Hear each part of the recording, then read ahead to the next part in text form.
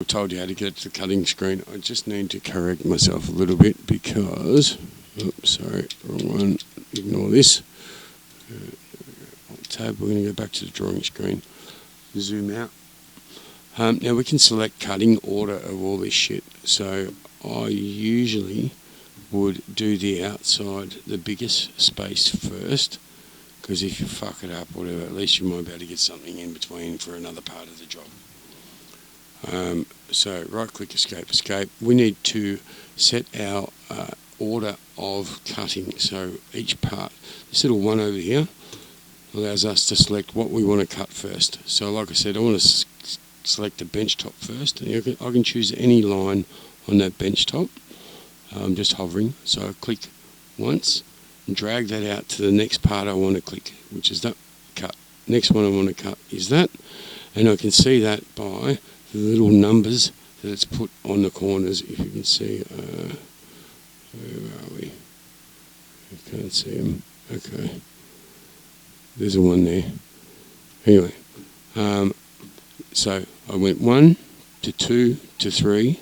Then I'll do the cutout to 4 and to 5. Let's do it again. 1 to 2, 2 to 3, 3 to 4, 4 to 5. You can see that little 5 there. You can see the 4 there. You can see the 3 there.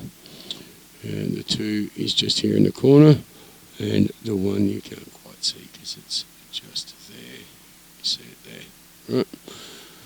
Now I can set my intro points. To do that, right click, escape, escape, highlight the whole lot and click up here on intro, left mouse button once. I want to go to manual set. So I don't really want to start my intros on a miter. I want to start it kind of off the job a little. So I'm going to start my intro here.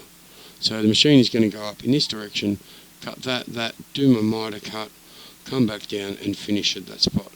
The next one I want to do, it's not the cutting order, it's just with intro. So I want this one to be off here somewhere.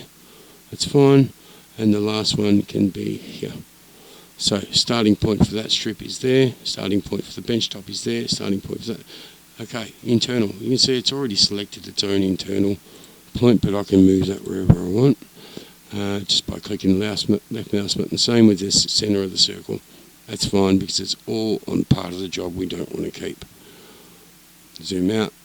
That's pretty much it. So once I've done all that, while it's all highlighted, I can see that in the Polyline browser.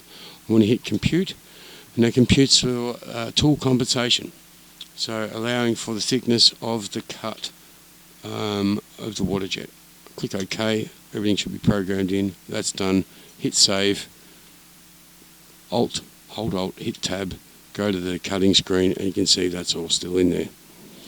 Over here on the cutting screen, I can delete any tool paths that the head might have taken, and I can also fit to window. So say if I was zoomed in or out and I don't know what's going, just fit to window.